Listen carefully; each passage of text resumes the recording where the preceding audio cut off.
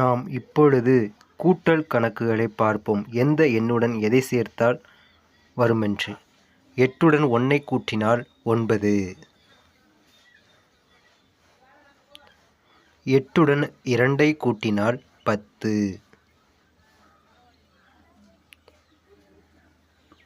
3உடன் 1ஐ கூட்டினால் 4.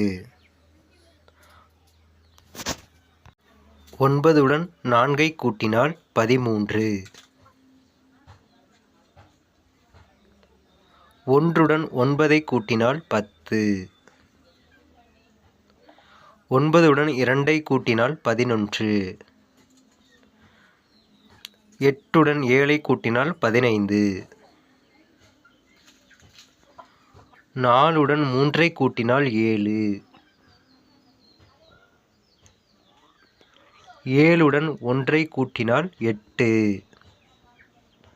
8உடன் 2ஐ கூட்டு